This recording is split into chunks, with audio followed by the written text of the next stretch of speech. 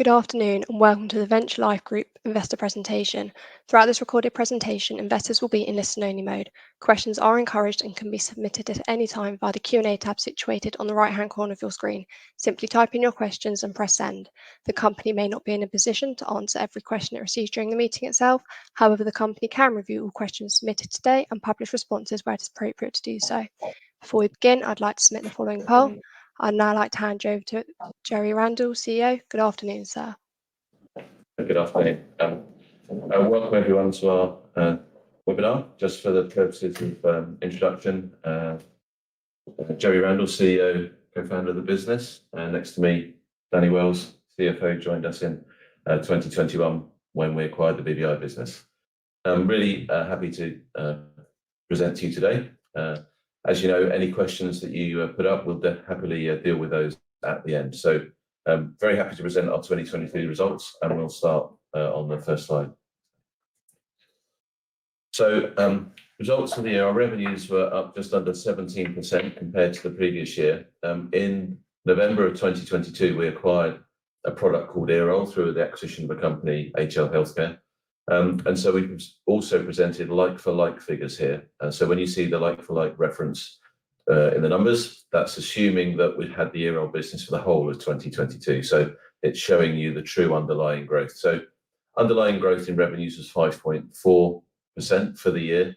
That was driven by the Venture Life brands.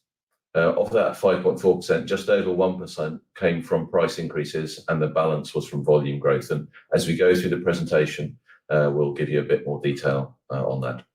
Adjusted EPS, 5.2p, up from 4.3 previous year. Free cash flow, 4.8 million, up from 2.8. Danny, again, will go into more detail on these numbers as we go through the presentation.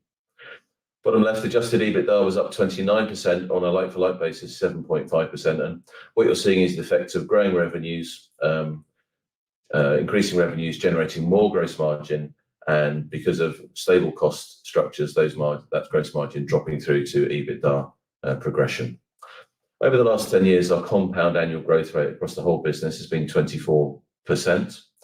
If we look at that across the two specific areas, so the Venture Life brands, which compose 60% of our revenues, customer brands, 40%. So of the Venture Life brands, that's had a compound annual growth rate of 50% over that 10-year period, because that's a combination of acquisitions that we've made and also the further continued organic growth of those acquisitions after we've made them.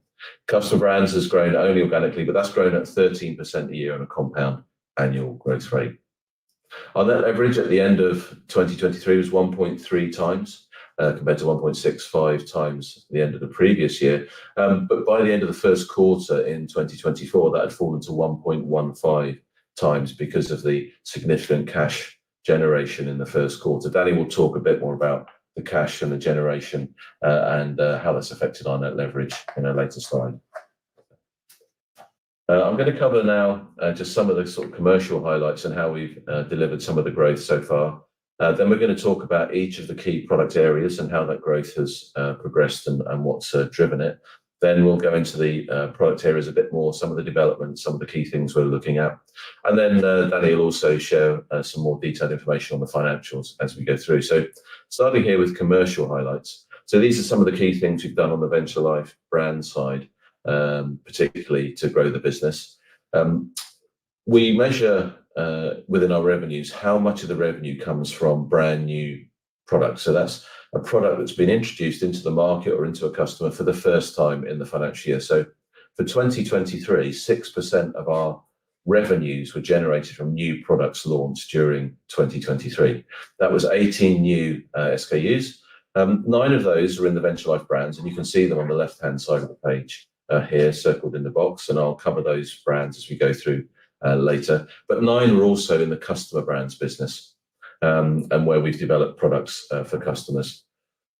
We had a 9% increase in UK distribution points, so that excludes dental. Dental had a delist during the year, so excluding that 9% growth. Although we've received good news this week that dental's now going to be listed, extending listings in Morrison's retail, so mitigating that delist that came before. We achieved 28 new listings across the UK retail estate. We bolstered and invested in our sales team in the UK during 2023, and they've had fantastic results from getting new listings. So one new listing would be one new product in a chain. So it could be in Boots or Superdrug or Tesco's, etc. Significant to our growth this year in revenues was the online revenue growth, up 41%. And we'll go through that in subsequent slides, but we've invested in our team and in our activities there, and that's yielded very good results, particularly across our key brands. I'll pass over to Danny now for the next slide, just to talk about the performance in each of the therapy areas. So what we're looking at here is revenue growth of the group on a like-for-like basis. So at the right-hand side of the slide, what we're showing is that 5.4% like-for-like year-on-year. And what you can see in the under the VLG brands pillar, still to the right, is that all of that growth came from our brands, the VLG brands. These are the brands where we own the trademark, we're in control of the marketing spend, and we have those direct relationships with the end retailers. We still achieve growth in our customer brands business, albeit on a smaller level. Those of you who've been following us for a few years will know that that business grew 40% in the previous year in 2022. So we've consolidated on that growth. And despite the small reported growth shown for the customer brands, that business actually outperformed directions during the year. So we're really pleased to have consolidated on the strong growth in the previous year.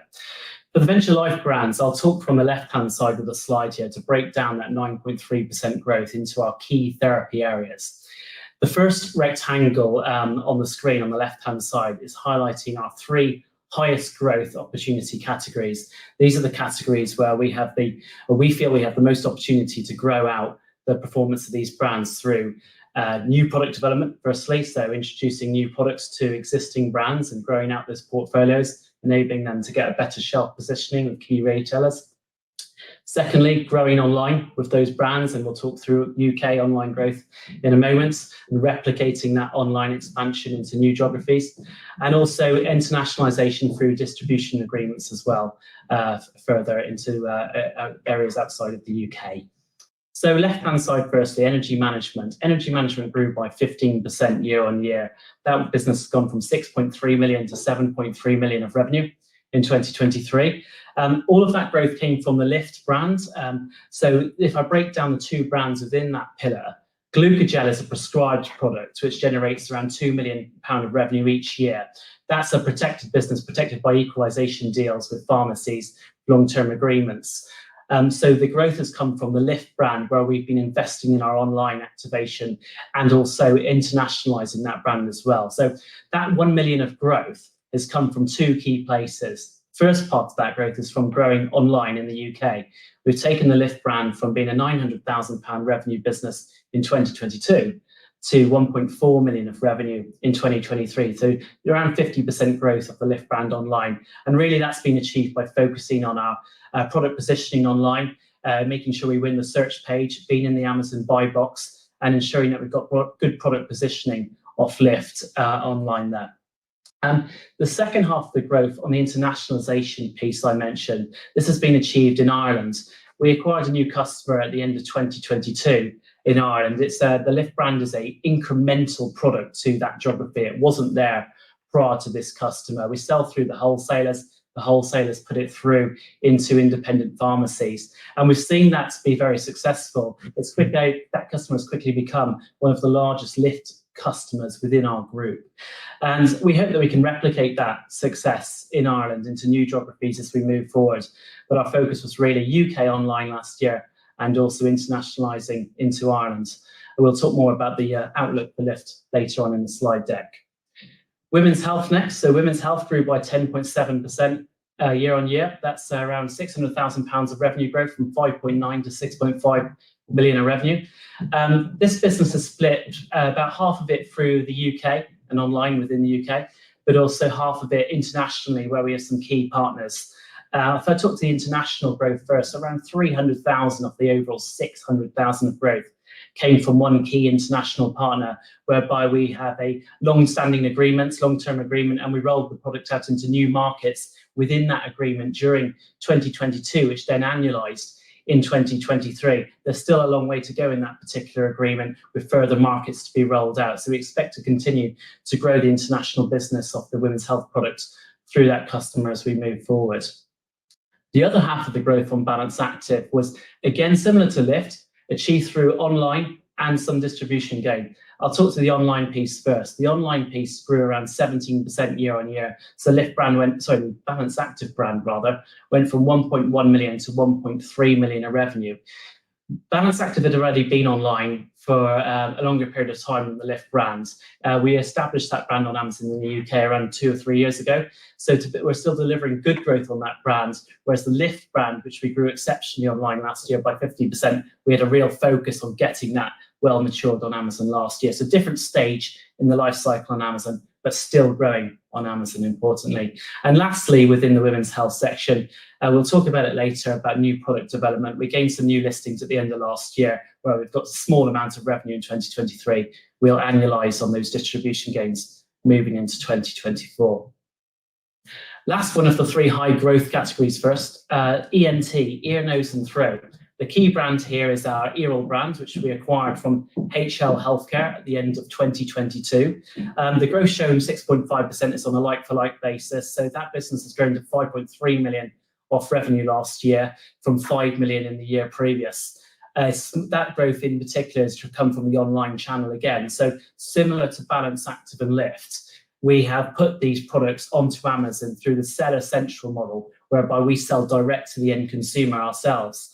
And that gives us control in order to maximize the advertising efficiency we get out of that channel. So we can already see post-year end that having launched that brand during the year in September last year, we did that 250,000 revenue in 2023 on a run rate basis. That's up to around 500,000 of revenue already. So growing quite quickly on Amazon and just following the similar path that Balance Active and Lift have taken in the last couple of years, respectively. Moving on to oral care next. Oral care grew by 3.9%, so back into growth this year following a period of decline last year. Oral care growth has come purely from the UK.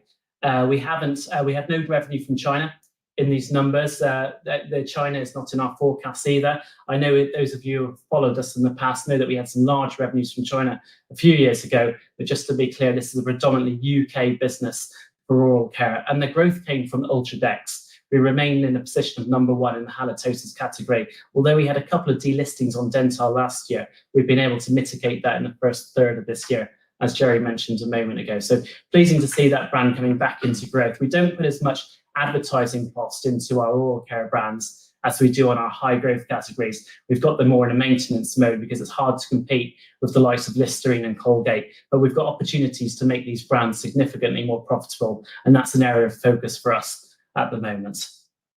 The next section of this, oncology. So oncology grew by 25% year on year, going from 2.8 million in revenue up to 3.5 million in revenue. These are partnered only brands. We've got no sales through retail chains. All of that growth from 2.8 to 3.5 came from the Gelclair brand. Gelclair, we have a BD team who are growing this brand internationally. We secured some new deals at the end of 2022 and during 2023, where we've had first year orders from those customers, but those agreements haven't really matured yet. So it's the start of revenues coming through from new business development activities, which we expand to grow out that Gelclair brand further. There is also some favorable order timing in 2023's numbers from a key customer, whereby we can see some years we get a couple of orders fall within 1 year, then the next year it might be a bit quieter, but it picks up again in the future year. So about half of the growth from Gelclair was from the BD activities, and half of it was more of a timing effect from certain order patterns. I'll just touch base on Pomi-T for a second, because I think it's important to know that we see despite no growth I'm talking about today, I'm not talking about growth for the Pomi-T brand. We see a big opportunity to grow out the Pomi-T brand in the UK, and we'll touch base on it later, but we'll see more of that come through in 2024. Foot care next. Foot care grew by 6.5%. This is a bit of a smaller part of our portfolio compared to the other brands I've been talking about. Foot care business was 2 million of revenue last year from 1.9 million the previous year. That growth was really coming through in the UK. Post year end, we have secured a new deal for the foot care business internationally, which will grow that business by 10% from the numbers we saw last year. So pleasing to see new international agreements coming through, and we hope to build that out further as part of a private label offering that we'll talk about later as well. Lastly on this slide, dermatology. This is the smallest part of the VLG brands portfolio by a long way. We do about 1 million of revenue through 3 or 4 products within the dermatology category. One of those products is our Proctories product, which again has impact from cyclical order timing. Some years we get strong orders, 2 orders in 1 year. Next year we can get quieter orders. And that's really what we saw in 2023, was some adverse revenue from that particular product due to that order timing impact.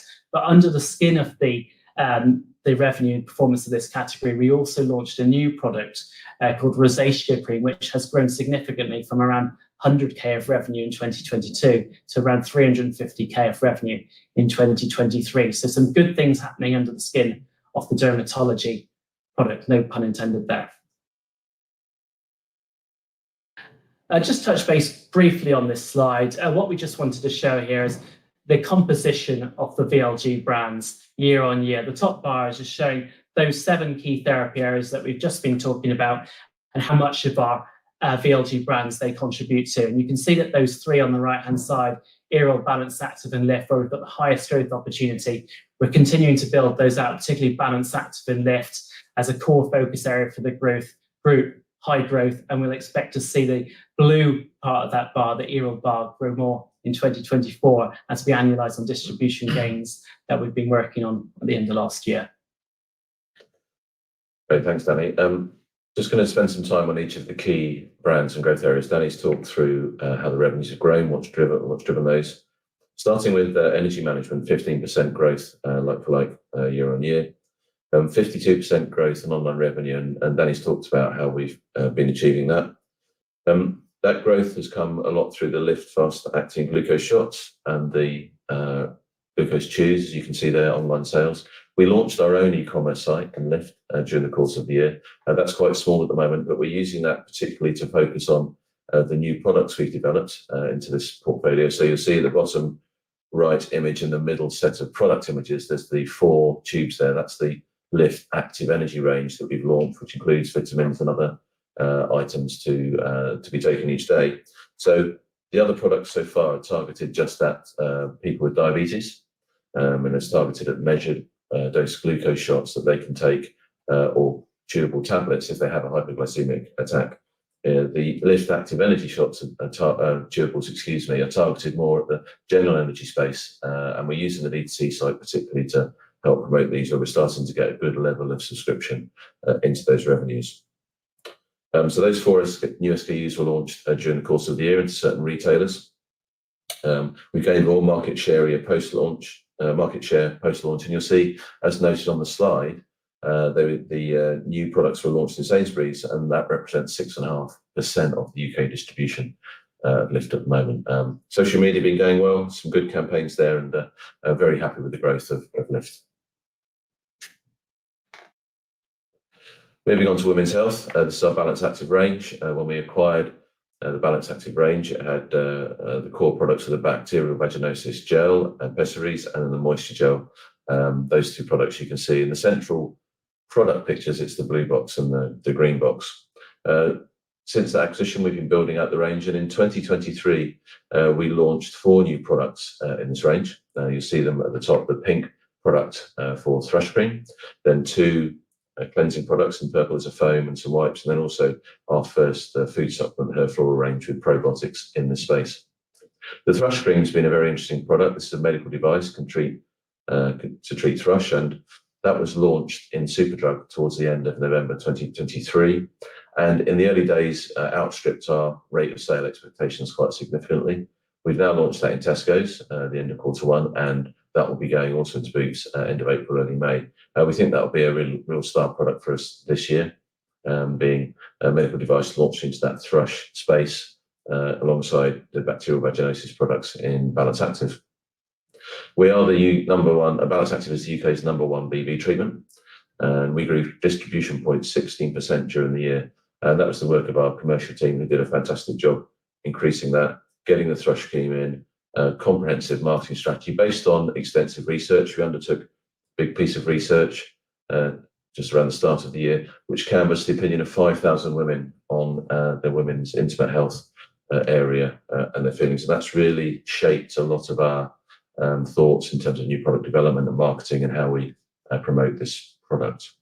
Also exciting for us, later in the year, we're going to be launching a range of products under the menopause banner within Balance Active. It's a big area of interest. Lots of retailers are pushing quite hard to get products in for menopause space. We have a number we've developed. They'll be launched in October during what is menopause month in the UK. And we see exciting growth opportunities in that area as well. Moving on to Earol, Danny's talked a bit about where the growth's come there. Obviously, the product just starting online in Amazon, 200,000 of sales during 2023, and that will annualise to a significantly bigger figure during 2024. The product was only on sale in Boots as a retailer when we acquired it at the end of 22. That's now in Tesco's and other retailers, and obviously, as I said, now on Amazon. Launched a new product during the course of this year. That's the baby Earol, which is the product you see towards the middle of the product photos there. That's now approved for children and babies 6 months and upwards. So it gives us dual sighting in certain retailers because we're now in the children's space as well as in ENT, and also the Earol Swim product, which is a great product for protection if you're going swimming, and gives the ears some protection against the water that may come in.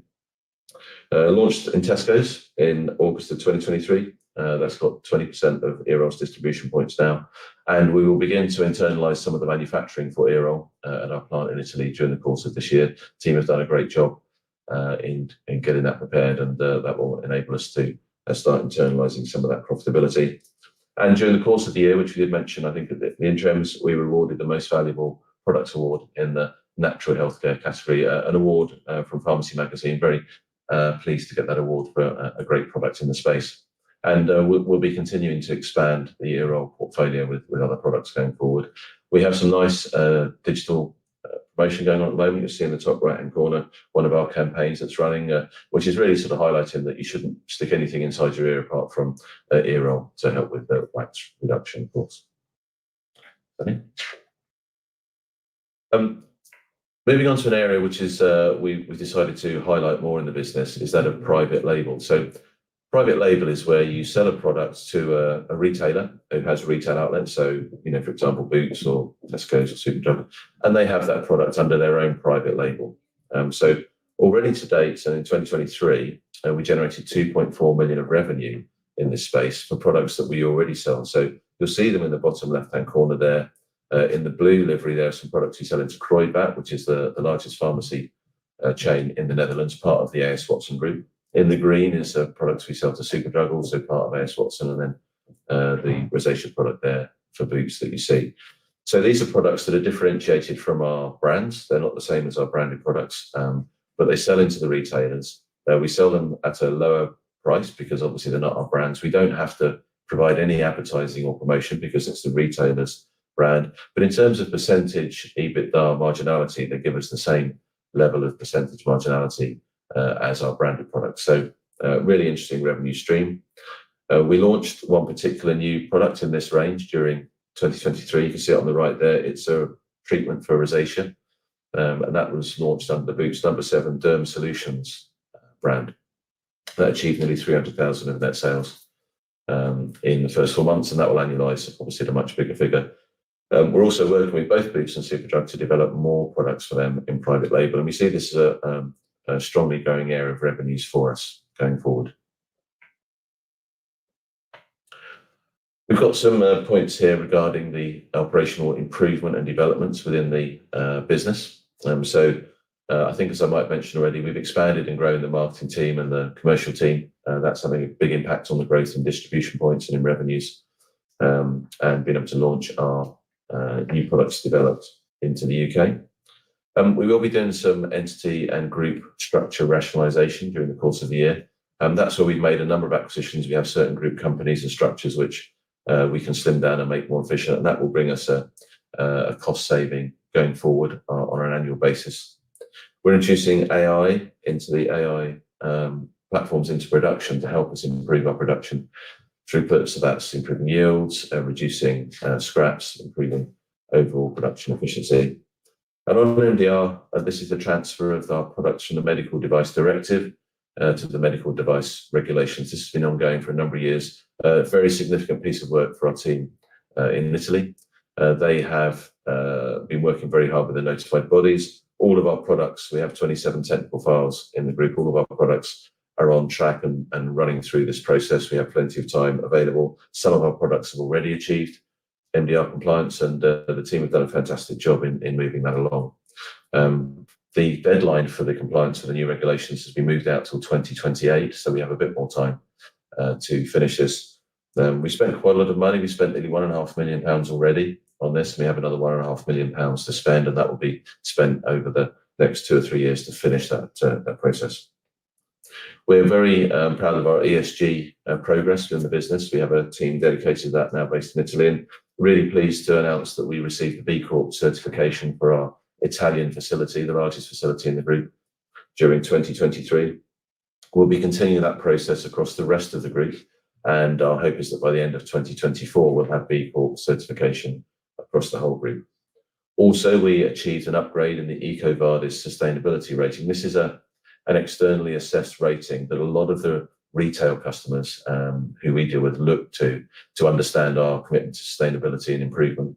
We were previously a bronze level award back in 2021, and 2022 we've been awarded silver, which is an improvement. It's a dynamic measure, so I think they measure approximately 75,000 companies around the world, and as standards improve, so the hurdles for the relative awards go up. So if you don't change, you'll actually slip backwards in the ratings, but we've actually improved, and that's a real credit to the whole team and the business for those improvements. You see some of them listed out here: increasing solar power, reducing paper usage, water saving, etc., and that will carry on. We've assessed the carbon footprint at our Italian plant this year.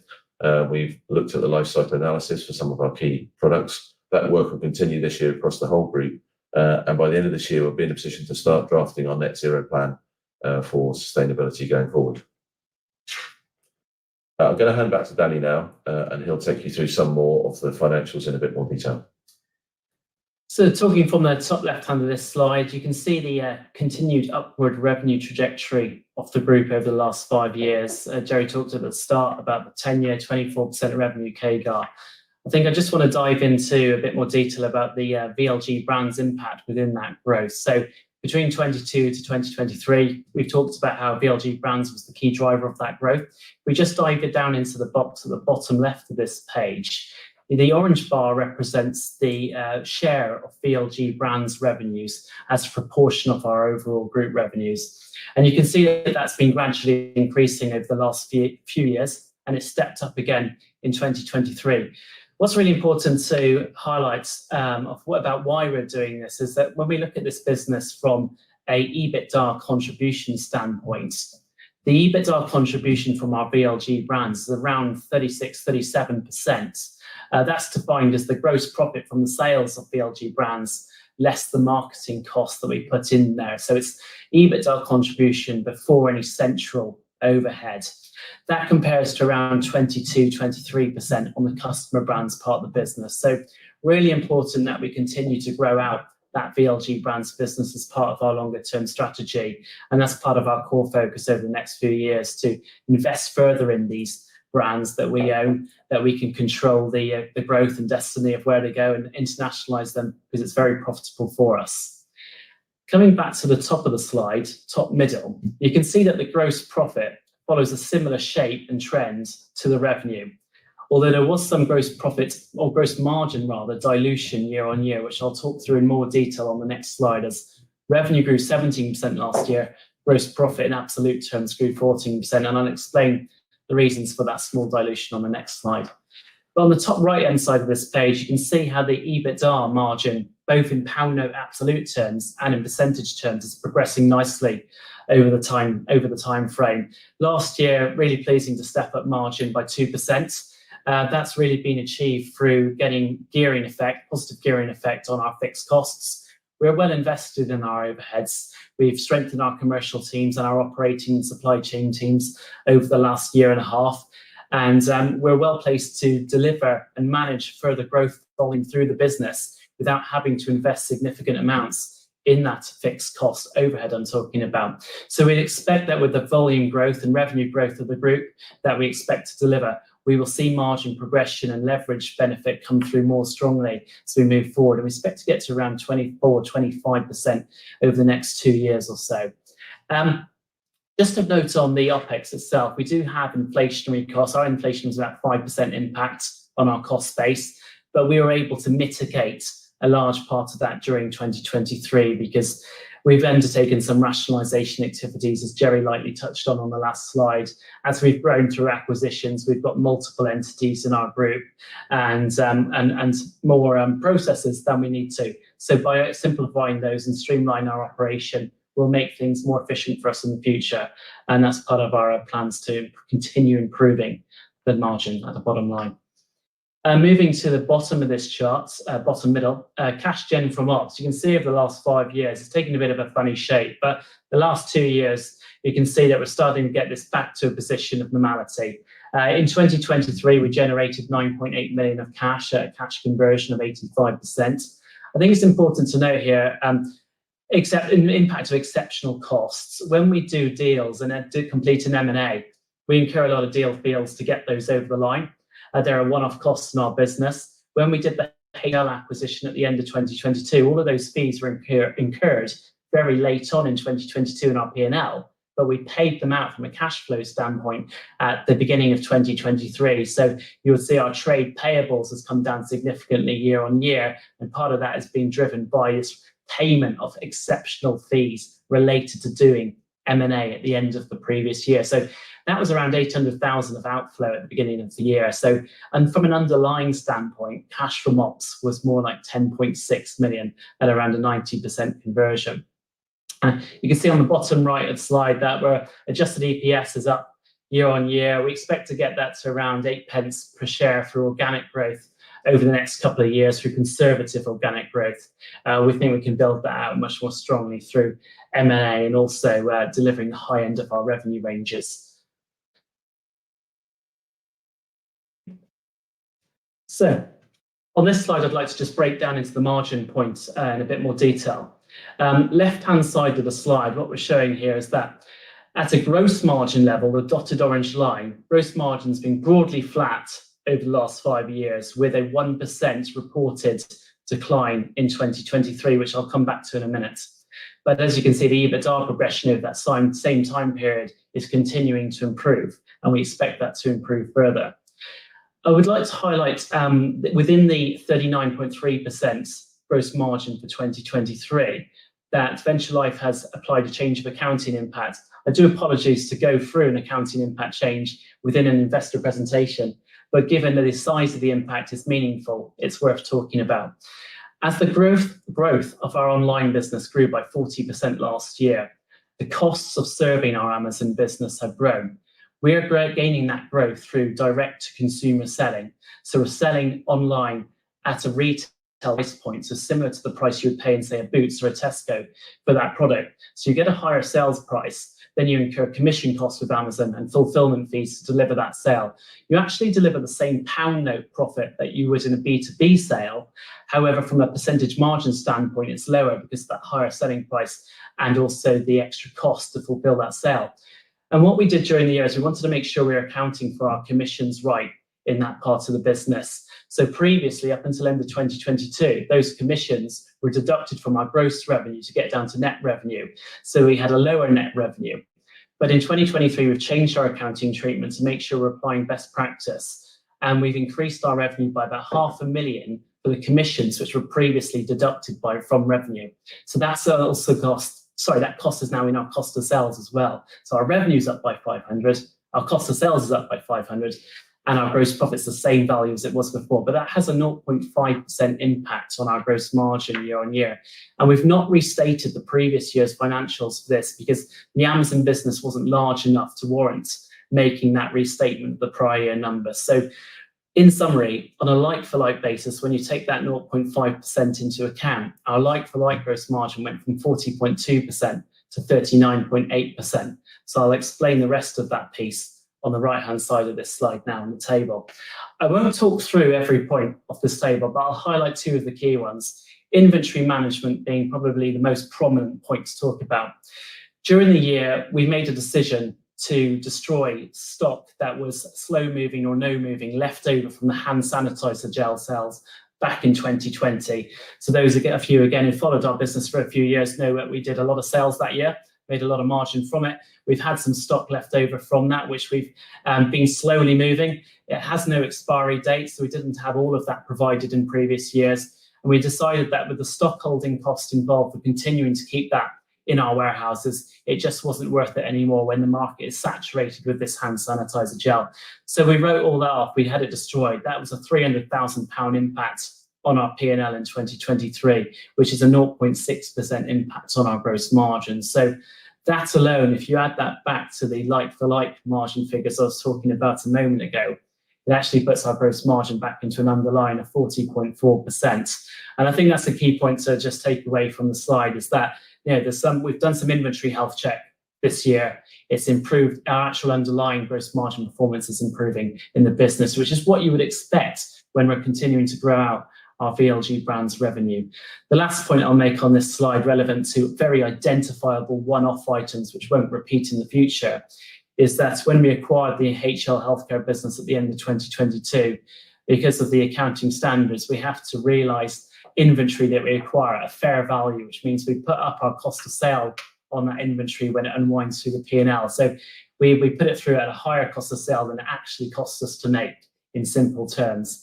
And that's had a 0.2% one-off impact again from selling through that inventory at the beginning of 2023. So these are non-repeat factors in our gross margin performance for the year. Just build a bit further on cash now. This is the last finance slide. We've already talked about cash from ops earlier on, and the impact of those exceptional cash inflows, which would have shown a stronger underlying cash gen performance. Just to touch base on what's driving cash conversion improvement, there's probably two key things. One is that it's the impact of acquiring highly cash generative businesses and assets in recent years. But secondly, we've been simplifying our operating models and our order to cash cycle over the last couple of years, and more prominently of recent, through simplifying and reducing the number of our supply partners into one. So as an example, our distribution supply chain operation, we had 3 partners in the UK. We're moving that down to 1 partner. So simplifying our operating models, enabling us to get a slicker order to cash cycle as well, which helps improve that cash conversion and cash collection ability and all the ease around it. Free cash flow, just a word on that. Free cash flow, really important number for us, because that's the cash flow that's available to service our debts. That's grown up to 4.8 million during the year. Again, on an underlying basis, that would have been 800k better because of those exceptional outflows. And as Jerry was mentioning earlier, we've been investing in our medical device upgrade from MDD to MDR. We spent around £1 million on that in 2023. We don't need to keep spending that money in the future once we've completed this medical device upgrade. So taking away these one-off impacts, such as the exceptionals and the medical device upgrade, free cash flow performance on an underlying basis was more around £6.5 million. And that gives us continued confidence over our ability to pay down our debt and continue delivering the business. Just a word on leveraging. Net leverage came down from 1.65 times at the end of December 22 to 1.3 times at the end of 2023. We wanted it to come down a bit further than that, but our year end is very sensitive to timing of revenues and cash collection on those revenues. We always have a strong second half weighting to our business. 2023 was more weighted towards Q4 than we would have liked to have happened ideally. And that meant that we collected that cash in Q1 of 2024. So our net leverage has come down notably to 1.15 times post-period end as of the end of March.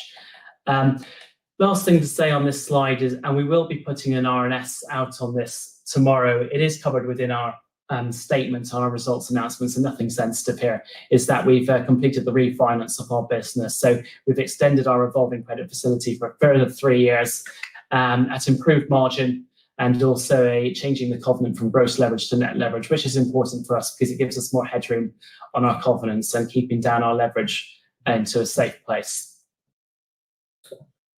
Thanks, Danny. Just the slide to wrap up, really.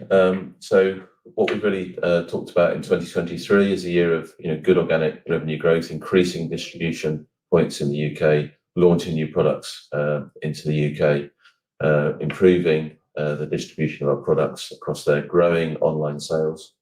MPD's been a big part of 2023. A lot of those new products have launched late in the year, so you start to see an annualization of those revenues into next year. Private label is a new stream of revenue. We have used private label, and we have made private label sales in the past, 2.4 million in 2023. We're going to analyse those out in the future, so you'll see that revenue stream growing. But the team in Biocosmos in Italy doing a fantastic job developing and bringing out new products for the private label, as well as for customer brands and for Venture Life brands. In fact, in the customer brands business in Italy, we've got a number of new customers who the business has brought in during 2023, and they'll start to impact revenues in 2024.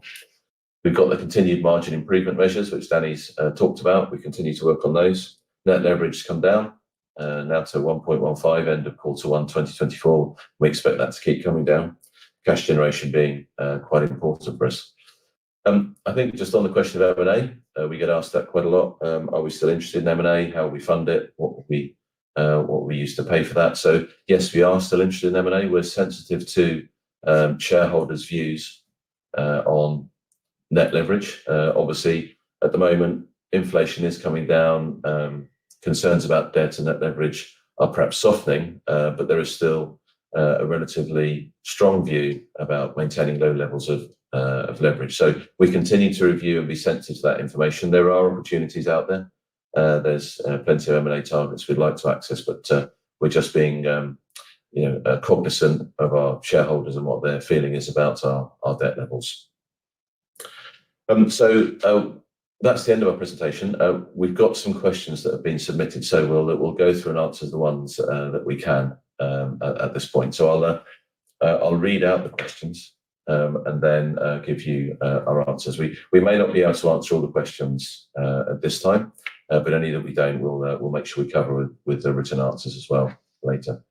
First question was, do you intend on expanding by buying other companies? And if so, will it be via cash or shares? Well, I think I've covered that a little bit. Yes, we are still interested in M&A. With the share price where it is, we wouldn't contemplate issuing shares to raise capital or even to pay for an acquisition, because the company is clearly seriously undervalued in current market conditions. We have renewed our RCF, as Danny said, and we do have access to cash. So we'll just be monitoring that carefully against the opportunities and the right rate of return, and we may use a bit more of our leverage for an acquisition. Next question we got is, VLG's profits have been deeply impacted by exceptional costs. However, majority of these costs are set to repeat year on year, such as share-based payments, amortization, and impairment. Is that correct? I'll ask Danny to cover that question. Sure, yeah. I think there's a few elements here. I'll try to be as brief as I can. Exceptional costs, exceptional by their nature and their size. We usually incur these when we do an M&A, complete an M&A. They are one-off in terms of deal fees to complete the deal, and then we have a post-period cost from integrating that brand or that business into our wider business. So these are incurred only when we do an M&A, and we don't have these repeating in the future. But some of the other costs mentioned here, share-based payments and amortization, these are not exceptional. These are ongoing costs in our business. We like to share-based payment. We want to make sure everyone in our business feels incentivized to stay in our business long term and give them some share option to be a part of that business. So we'll always have a share-based payment charge on our P&L. And the amortization profile, that's an ongoing cost as well. And so long as we're growing organically, we won't expect that amortization number to change in any drastic way. So we'll continue to amortize those brands over the remaining life. But what you will see is, because you've got growing organic revenues and EBITDA from past acquisitions, no new deals coming in on an organic growth basis, you'll start to see that exceptional EBITDA growth flow down to profit before tax. So you start to see good margin improvement at the bottom of the P&L because the amortization stays flat where it is now. And the last point is the impairment one. That's a good call out. We did impair 2 brands during the year. We impaired our dental brands because we de-risked our forecasts from China. We took all of our China revenues out of the oral care brand. It's just been too uncertain for us over the last few years, and so we wanted to de-risk that asset. Secondly, in our PharmaSource business, the PharmaSource CG, we also had an impairment there in 2023, although incidentally, with new deals signed post-year end, had the deal been signed just a couple of weeks earlier, we would have been able to avoid an impairment on that brand. But good to have the new deal. But we did have these one-off impacts from impairment in 2023, which will not repeat in future. And just a final note on CGUs and impairment, we've got good headroom on all of the other CGUs. So that is a real one-off along with the exceptionals. Great, thanks, Danny. Next question we got is, will the surge in LIFT brand sales continue without aggressive marketing in the crowded energy drinks sector? I think the first thing to point out is we don't feel we compete in the energy drink sector. So historically, up until 2023, the LIFT products, that's the shot and the chewables, are directed entirely at people with diabetes. So it's a measured dose glucose, so that they can use that when they have a hypoglycemic episode. So we've launched the active energy products this year. That does go into the general sector. These aren't particularly suitable for people with diabetes because they also contain vitamins and other additives, which if you're taking a number of glucose tablets during the day, you may run into the situation of exceeding your recommended daily allowance of those vitamins and such like. So that's going into the general energy market. We're not targeting drinks, we're not targeting gels, but we're using our D2C site that we launched this year to focus on getting this into the sort of active energy space, and therefore attract different customers to the ones who are having our normal LIFT brand.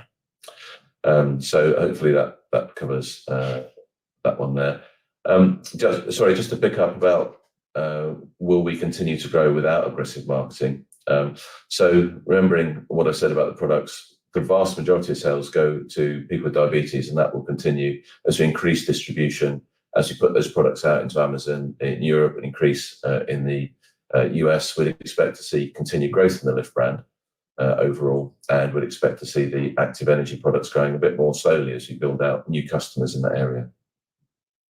Next question we got is, do you reckon Earol, LIFT, Dental all operate in crowded markets? Can you create differentiation with these brands, and how? Well, I think Earol and LIFT I would separate from Dental. Dental absolutely operates in a very competitive market space. Its main competitor is Listerine, and the three big general mouthwash products control over 80% of the mouthwash market, and Dental only has 1.4%. So with Dental, we have to try and differentiate with claims and smart digital campaigns, and also working on cost of goods improvement so we can improve the margin coming from that. So that definitely is in a very competitive space. Earol, less so. Earol's in obviously earwax removal. It's the second biggest brand in the space. Otex is the biggest brand in ear treatments in the UK. They have a lot broader spectrum of treatments than Earol, but we are the number one oil spray products for wax removal in the UK. LIFT, I think on the diabetes side, that's in a less competitive space. Dextro is the competitor for LIFT, but LIFT has many advantages, particularly that it is measured dose, whereas Dextro isn't so much, and it is frequently recommended by pharmacists and healthcare practitioners. So I think Earol and LIFT, the diabetes are in, are not in crowded marketplaces, but I think Dental is. Next question, how will the extended deadline for MDR compliance affect the company's regulatory strategy and financial planning? That's quite a simple one to answer. So the original deadline, when it first started back a while ago, was 2024, then it was extended to 2025, impacted obviously COVID and economic factors. They allow more time. Well, now it's been extended to 2028. So our original plan would to be finished by 2025, and that involved us spending the majority of that remaining 1.5 million in the next year. But now we've extended all the current MDD licenses out to 2028. So we now have until the end of 2028 to deal with that. So it means we'll spread that cost out over perhaps 2 to 3 years, the remaining 1.5 million, rather than spending it in the next year to 18 months. What are the key markets and sectors you are targeting for expansion in 2024 and beyond? So we're targeting obviously those 3 core areas that we've talked about. So that's women's health, and as you said before, we've got those new products we've just launched. We've got the menopause range coming out later in the year. LIFT and energy, diabetes, that's an area of focus for us. ENT, ear, nose and throat, where we've got the Earol brand. Those are particular sectors that we're interested in for growth and expansion going forward, particularly within the UK. Internationally, we're looking to work those into a wider audience as well, along with particularly the oncology support products, which are doing very well there. And I think the final thing, as I mentioned already, would be private label, where we see a good opportunity for private label. If you look at consumer goods as a whole, In Europe, about a third of all consumer goods are private label. In the US, it's lower, it's 14%, and in the Far East, it's only 6%. So the European market, of which, consumer market, of which consumer healthcare is a component, does have a heavy weighting for private label. So we feel it important that we access that. Next question. So how will you get more capacity infill into the Swedish site? Would it be better to consolidate into Italy? Our Swedish site is running not at full capacity. I mean, we run one shift there at the moment, and that's sufficient for the needs that we have, and we can run more shifts there if we need to. So at the moment, we're looking to get more business into that Swedish plant if we can. It'll utilise some of that capacity, and we continue to look for that opportunity at the moment. Sorry. Next question, is China now off the table? Well, as Danny explained, there's no revenues from China within our numbers now or going forward in the market forecasts.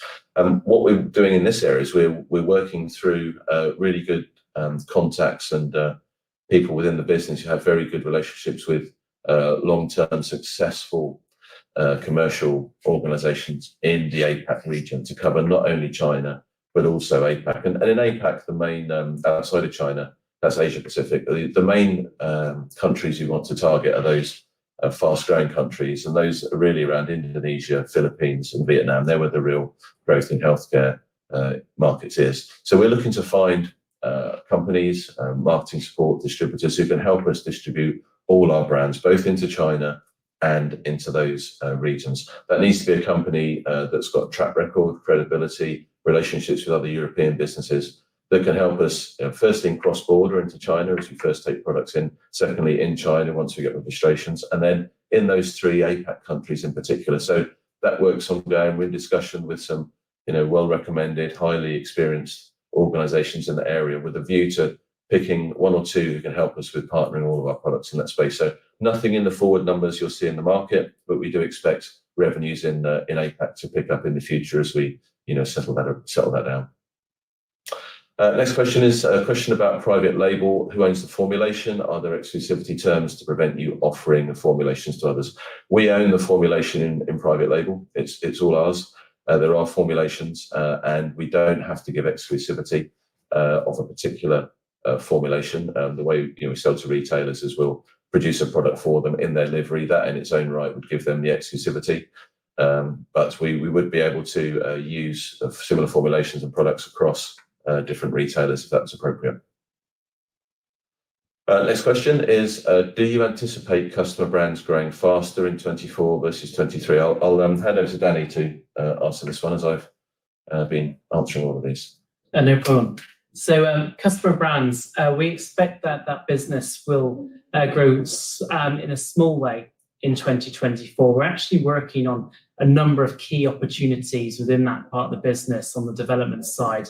I won't be able to give the details around those, but our focus is on growing some big new projects and new products with those customers, both from existing customers and bringing new customers into our customer brands business, where we'll see a real strong pickup in 2025 from that part of the business. So what we'll see in 2024 is that business will continue to hold its own as it has been over the last couple of years, delivering to long-standing customers. But we'll see that continued higher growth from our BLG brands part of the business. And that's the more profitable part of the business, as we said earlier. Thanks, Danny. Next question. For your top three power brands, what do you think their market penetration is within the UK market and internationally? And what are your ambitions for increasing market share in your business planning horizon?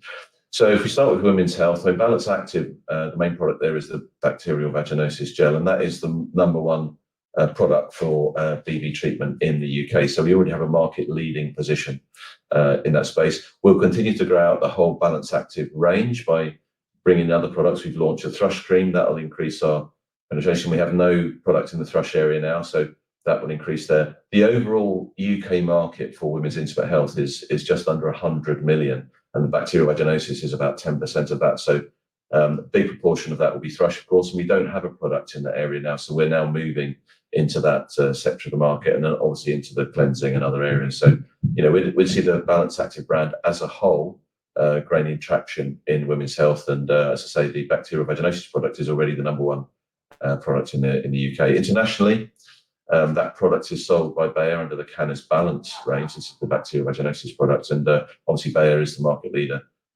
internationally in that space already.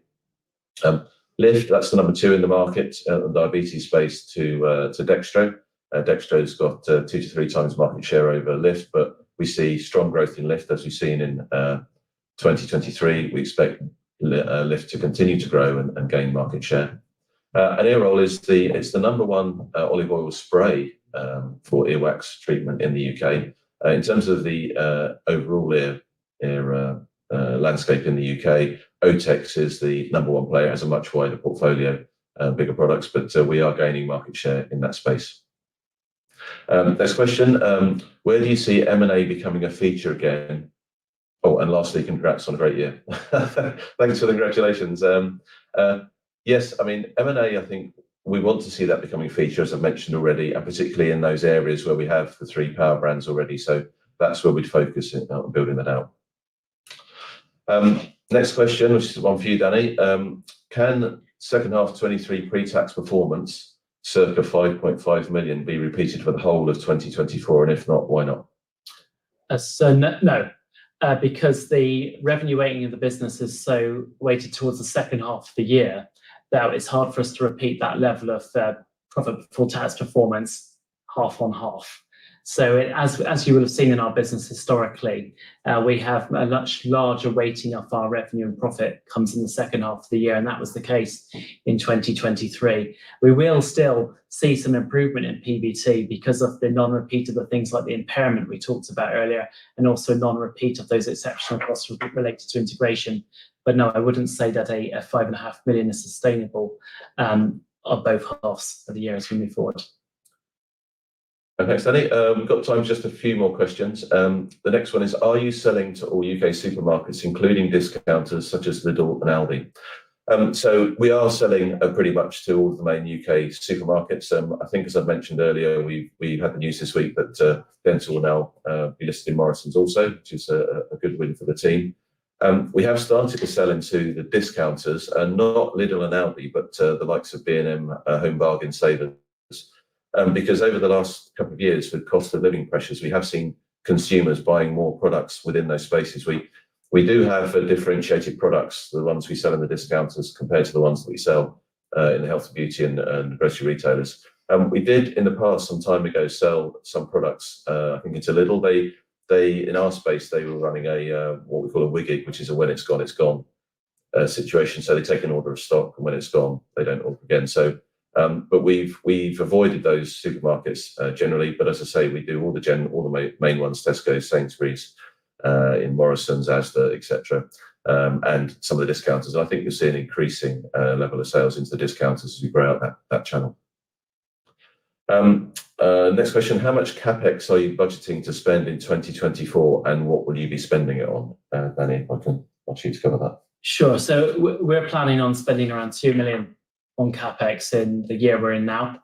That will be less than what the brokers will have in their forecasts, as we've allowed ourselves a bit of a buffer in that, given the whole medical device upgrade from MDD to MDR. That's up to us to a large extent when we want to complete those projects, given the deadline extension to 2028. It's much more flexibility now over when we pull the levers to complete those technical file upgrades. So 2 million is the top line spend we would expect for capex this year. That breaks down roughly 500,000 on maintenance capex at our sites across Italy and Sweden, mainly Italy there, and around 500,000 of growth capex, particularly on investing in new machinery to help us internalise production. So I don't know if Jerry mentioned earlier, but we'll be internalising the production of our Earol product, which we acquired in 2022, bringing margin progression and margin improvement from doing that as well. So investing a small amount in that machinery, but to deliver a margin improvement that pays itself back within the first 12 months. The other half, so that's the tangible part of that capex spend. The other half is related to developing new products. The other 1 million, developing new products. We spend around 300,000 or 400,000 pounds on that each year. MPD is a continued increasing focus for the group, so an area that we wish to continue investing in out of our facility in Italy. And finally, that MDR upgrade, again, the medical devices, which should spend around £700,000 this year on continuing to complete the technical file upgrades. Although, as I say, in the broker's note, there will be a more expenditure allowed for that because it's up to us when we pull the lever, and there's a bit of flexibility in there. Thanks, Danny. The next question is, one of the interesting features of our company is the spare capacity in our facilities in Italy and Sweden, whereby increased activity means the overheads are more widely spread. How has the percentage use of your factories changed in 23, and what do you expect for 24? The percentage use of those factories increases, simply pretty much as our revenue increases. 80% of what we sell is made in our factory. So if our revenue grows, 5 or 10%, then on balance, that's where we see utilization grow. And as we go into 2024, we're expecting high single to double digit growth, low double digit growth, and that's what we'd expect to see in terms of the utilization going forward. Sorry, just a couple more questions.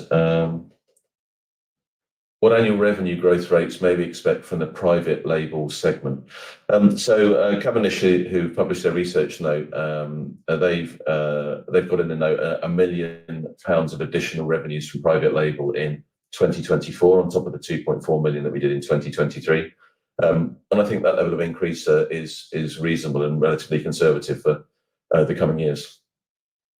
The next question is, how much scope do you see to grow in the US and the Brazilian markets?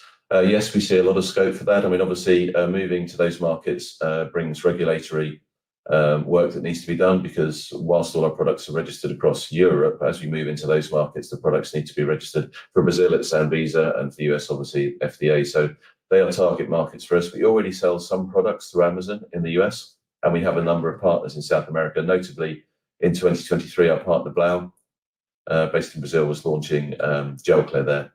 And that we started supplying product to them in 23, and they're rolling out in 24. So we see very good potential for sales in South America. We have covered all the questions for you. I'm smiling because our chairman sent us a compliment, who's obviously watching on the transmission. Yeah, I think it's a compliment, Danny, but we'll spare everyone else's questions there. So simply to finish, I'd just like to say thank you, everybody, for joining. I hope we've answered all your questions. You're always free to get in touch with us at the office in Bracknell if there's any more questions, or you want to visit us anywhere else. And I just want to say thank you to the whole team at Venture Life, right from the bottom all the way to the top, because the results of 23 were great results, continued growth, great progression, fantastic MPD work with our brands team moving forward, and supported by our development manufacturing. Challenging times still. We see, supply chains pressures easing a bit now. We don't see the inflation that was there before. They won't go down, but they won't continue to go up at those crazy rates. So, just from myself, Danny, and the board, thank everyone in the business for really fantastic hard work in 2023 and already in the first quarter of 24. So it's a team game where, everybody in the teams contributes to the success of the business, and should be rightly proud. So thank you, everyone, for joining us, and hope you've found this informative. Look forward to speaking to you again. Jerry, Daniel, thanks for updating investors today. Can I please ask investors not to close this session, as you'll now be automatically redirected to provide your feedback in order that the management team can better understand your views and expectations. This will only take a few moments to complete, and I'm sure will be greatly valued by the company. On behalf of the management team of Venture Life Group plc, we'd like to thank you for attending today's presentation, and good afternoon to you all.